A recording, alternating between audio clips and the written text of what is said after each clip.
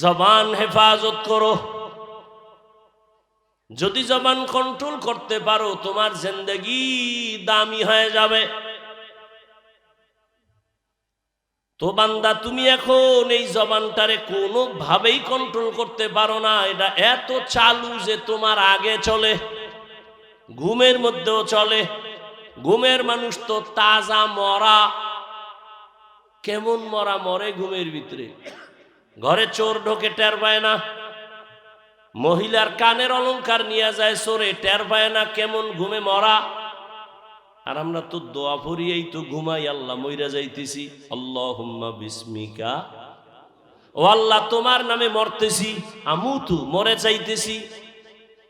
আল্লাহ কয় তোরে যদি আমি আর সজাগ না করতাম দুনিয়ার কেউ তোরে আর সজাগ করতে পারতো না। আমি আল্লাহ পাক তোরে এত নেয়ামত দিলাম, ও বান্দা জবানটারে তুই কন্ট্রোল করতে পারবি না, কারণ তোর কাছে সে মেডিসিন নাই। হ্যাঁ, আমি দয়া করে একটা আলাদা মেডিসিন দিলাম। আমার দেওয়া মেডিসিন যদি ব্যবহার করো জবানটা কন্ট্রোল হয়ে যাবে। আমি আল্লাহর দেওয়া মেডিসিনের নাম হলো তাকওয়া। এই জন্য আয়াতের শুরুতে আল্লাহ বলেন, ইয়া আইয়ুহাল্লাযীনা আমানুত্তাকুল্লাহ, ও মুমিন আমি আল্লাহকে ভয় করো। কাকে? আমি যদি আপনাদের প্রশ্ন করি আপনারা কারা কারা আল্লাহকে ভয় করেন, এই প্রশ্নটা যদি করি তাহলে সবাই হাত উঠাবে না? সবাই হাত উঠাবে। অথচ এখানে এমন আল্লাহর বান্দা আছে ফজর পড়ে নাই, জোহর পড়ে নাই, আসর পড়ে নাই, মাগরিব পড়ে নাই, এশাও পড়ে নাই। বয়ানের পরে আবার গিয়া মোবাইলের জগতে ঢুকবে, ফজরেরও খবর থাকবে না। সেও কিন্তু বলে আমি আল্লাহকে ভয় করি। আমি 5 বেলার নামাজ পড়িয়া বলি আল্লাহকে ভয় করি। ও বাবা, তুমি নামাজ বাদ দিয়া বলো আল্লাহকে ভয় করি। আমি পর্দা করিয়া বলি আল্লাহকে ভয় করি। যুবক, তুমি পর্দা লঙ্ঘন করে বলো আল্লাহকে ভয় করি। আমি হালাল খাইয়া বলি আল্লাহকে ভয় করি, তুমি হালাল বাদ দিয়া বলো আল্লাহকে ভয় করি। দুই ভয় কি সমান? মূলত তুমি ভয়ই করো না। একজনে সাপ ভয় পায়,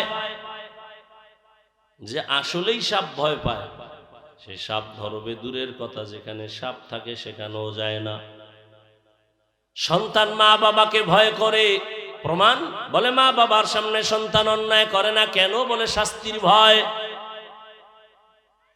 শিক্ষক ছাত্র ভয় করে, প্রমাণ বলে ছাত্র শিক্ষকের সামনে অন্যায় করে না কেন? বলে শাস্তির ভয়। ঠিক এই জমিনে যেই বান্দা আমার আল্লাহকে ভয় করবে, ওই বান্দা গলায় ছুরি লাগাবে, দাড়ির মধ্যে অস্ত্র লাগাবে না। হরকে দারত খৌফে হকদার দিল মাদাম, জন্নতুল মাওয়া দেহদ ও রাম কাম জুজবা হক চি জে মখাজ ইনসো যা ফজলে উ আমস্তে দরজুম লা জাহা। খারাপ লাগতেছে আপনাদের? আল্লাহ সবাইকে কবুল করেন। এরে আল্লাহর বান্দারা, ও যুবক বাবাজিরা, কয়দিন আর দুনিয়ার হায়াত। দেখতে দেখতে চোখের সামনে কত আপনজন হারায় গেল, কত বন্ধু চলে গেল অল্প বয়সের। ইদানিং কালে যত মরণের খবর, অধিকাংশ সুস্থ মানুষ এবং যুবক। অসুস্থ রোগী কম মরে। ডাক্তার কয় অসুস্থ রোগীরে মনে যা চায় খাওয়ায় দাও, মরবে, বাঁচবে না। চোখের সামনে দেখেছি সে অসুস্থ রোগী হাতের মধ্যে লাঠি নিয়ে চলে, আর তার সামনে সুস্থ মানুষটা হঠাৎ করে মরে গেল। কিরে, এর তো রোগ নাই, মরলো কেন? কয় স্ট্রোক করে মরে গেছে। মহামারী করোনার ভিতরে তাকায় দেখো অধিকাংশ যুবকের লাশ। ছাত্র জনতার বৈষম্য বিরোধী আন্দোলনে তাকায় দেখো অধিকাংশ যুবকের লাশ। ঘুমের বিছানায় যুবকের লাশ, পানির মধ্যে যুবকের লাশ, গাড়ির নিচে যুবকের লাশ। এরে আমার যুবক, জীবনে তো কম শখ মিলাইলি না। মানুষের একটা শখ থাকে, নাচ গানে জানি কত মজা। তুমি তো দেখতে দেখতে অনেকটাই দেখছো, আর কত এখন ফিরো, তওবা করো। ওই শখ কিন্তু আমার অন্তরেও আছে। আমি তো একবারও না দেখিয়া দরজা তালা লাগাইছি এবং দোয়া চাই, কান্না করি, আল্লাহ ওই পথ থেকে হেফাজত করো। আর তুমি তো দেখছো, এখনো কেন ফিরো না রে বাবা? এরে যুবক, আল্লাহর গোলাম ও বৃদ্ধ বাবাজি, পর্দার আড়ালের মা বোনেরা, দুনিয়াটা কিছুই না। জবানটারে কন্ট্রোল করে সামনে আগাও, আল্লাহর ভয় অন্তরে জমা করো। এত বয়ান, এর পরেও কেন আমাদের আমলের খাতা শূন্য? আসলে কপাল বড় খারাপ। কি খারাপ? আসলেই খারাপ। নাইলে তোমার মতো কত যুবক স্কুলে পড়ে, কলেজে পড়ে, 5 বেলার নামাজও পড়ে নাই? তুমি পারো না কেন? তোর কপাল খারাপ। তোমার মতো যুবক র্যাব, আর্মি, পুলিশ, বিডিআর এর চাকরি করে, 5 ওয়াক্ত নামাজি নাই। তুমি পারো না কেন? কপাল খারাপ। তোমার মতো যুবক ডাক্তার, প্রফেসর, ইঞ্জিনিয়ার, সাংবাদিক, উকিল, OC, DC, SP, chairman, member, ব্যবসায়ী, চাকরিজীবী, 5 বেলার নামাজ পড়ে, বলো তুমি কেন পারো না? তোমার মতো যুবক জেনারেল লাইনে, জীবনে মাদ্রাসায় পড়ে নাই, রাস্তায় গাড়ি চালায়, নামাজ ছাড়ে না, বলো যুবক বাবা তুমি কেন পারো না? তোমার মতো যুবক নদীর মধ্যে মাছ ধরে, নামাজ ছাড়ে না, বলো তুমি কেন পারো না? ময়দানে কৃষি কাজ করে যুবক, গামছা বিছায় নামাজ পড়ে, তুমি কেন পারো না? আসলেই তোমার কপাল বড় খারাপ। আর কপাল যদি খারাপ হয়, আমি হাফিজুর রহমান কেন, আর মক্কা মদিনার ইমাম কেন, স্বয়ং রসুলেও বয়ান করলে কপাল খুলে না। যেমন যেই রহমতের নবীর চেহারা এত আলো, যার এক নজর দেখলে পেটের 7 দিনের ক্ষুধা নিবারণ হয়ে যায়। কেমন মায়ার নবী আমার, যে রহমতের নবীরে এক নজর মোহাব্বত দিয়া তাকাইলে জাহান্নামের আগুন হারাম। কেমন মায়ার নবী। আম্মা জান আয়েশা রাদিয়াল্লাহু আনহা বলেন, এই পর্দার আড়ালের মা বোনেরা, আপনাদের জীবন কত ধন্য। আপনারা নবীদের মায়ের মতোই তো মা, আপনারা হাফেজে কোরআনের মায়ের মতো মা, সাহাবাদের মায়ের মতো মা। আপনাদের এত সম্মান। আপনারা তো আয়েশা রাদিয়াল্লাহু আনহার মতো দামি নারী, ফাতেমা রাদিয়াল্লাহু আনহার মতোই নারী, খাদিজা রাদিয়াল্লাহু আনহার মতোই তো নারী রে মা। আপনারা তো ইসমাইল নবীর মা হাজেরা আলাইহিস সালামের মতোই তো নারী। আপনারা তো ঈসা নবীর মা মারিয়াম আলাইহিস সালামের মতো নারী। আম্মা জান আয়েশা রাদিয়াল্লাহু আনহা, নবীজির সাথে তার 6 বছরে বিবাহ হলো। কার 6 বছর? বলেন, কথা বলেন। আয়েশা কি আপনার ছোট বোন? হ্যাঁ, একটু মোহাব্বত করে বলা যায় না, সম্মানে। আয়েশা রাদিয়াল্লাহু তাআলা আনহা, পুরুষ হইলে হবে আনহু। আরে আম্মা জানেরা, আম্মা জান বলেন, আমার 6 বছর বয়স যখন, তখন নবীজির সাথে বিবাহ হয়। আম্মা জানের বয়স যখন 9 বছর, তখন নবীজির ঘরে তিনি গেলেন। আম্মা জানের যখন 18 বছর বয়স, তখন নবী দুনিয়ার থেকে চলে গেলেন। হিসাবটা বুঝে থাকলে বলেন, আম্মা জান নবীর ঘর করলেন কতদিন? গুমান না? কারো জ্যৈষ্ঠ মাস, কারো সর্বনাশ।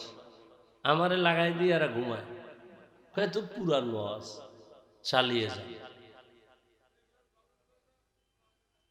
কয় বছর ঘর করলেন? আমার দেশের বোনদের তো 18 বছর অনেকের বিয়াই হয় না। আবার তো বাল্য বিবাহের উপরে তো আবার আগুন লাগানো আছে। ওসি সাহেব কয়, ডিসি কয় বাল্য বিবাহ বন্ধের বয়ান করেন খতিব সাহেব। আল্লাহ কয় বাল্য বিবাহ নবী বলে দেন হালাল। দুনিয়ার রাজনীতিওয়ালারা কয় এটাকে বন্ধ করে দাও।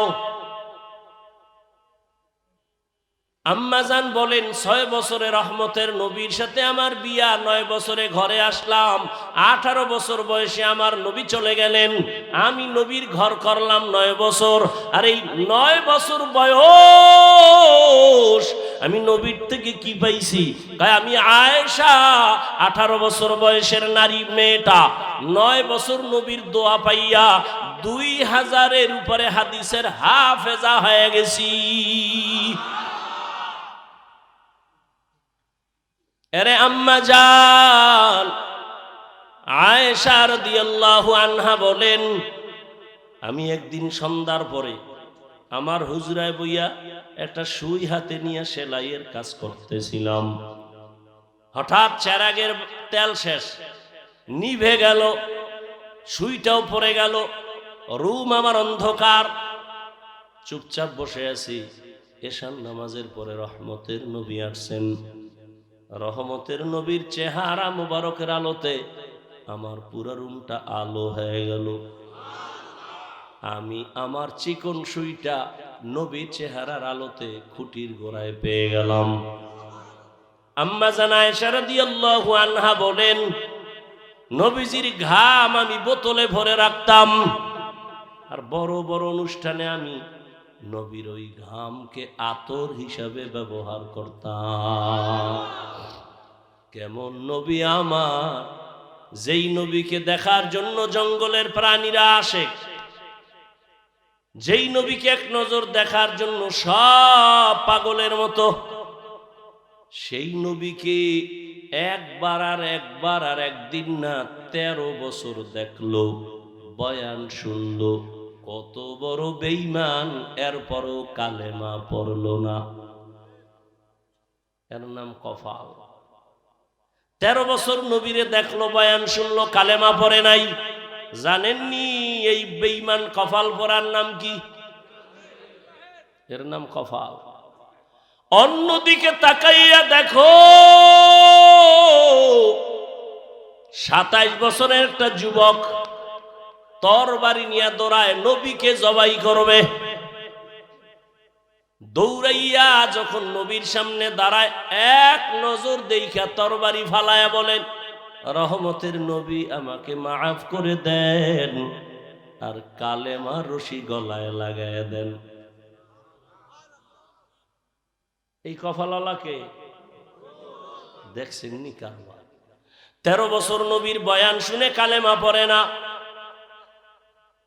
আর একবার নবীরে জবাই করতে আইসা দেখা মাত্র কালেমা পড়লেন। এর নাম কফাল। এরে মধুখালীর মুসলমান যুবক, বয়ানের প্রচারণা চলতেছিল, আসো মুখ জায়গায় ওয়াজ হবে। অনেকে আসার নিয়ত করে আসতে পারে নাই। জরুরি কোনো কারণেও যদি আসতে না পারেন, আসার সওয়াব আল্লাহ দিয়ে দিবেন। আর একদল কফালওয়ালারা আসছে, কিন্তু প্যান্ডেলে ঢুকতে পারে নাই, বেহেশতের বাগানে আসে নাই। যেই বাগানে বসা মাত্র জীবনের সব গুনাহ মাফ, কিন্তু ওই কফাল পরা ঢুকতে পারে নাই। কই বলে মহিলা প্যান্ডেল তাওয়াফ করে, আবার কেউ দোকানে দোকানে ঘোরে আর হুর পরি দেখে, আর তাজা তাজা কবিরা গুনাহ করে।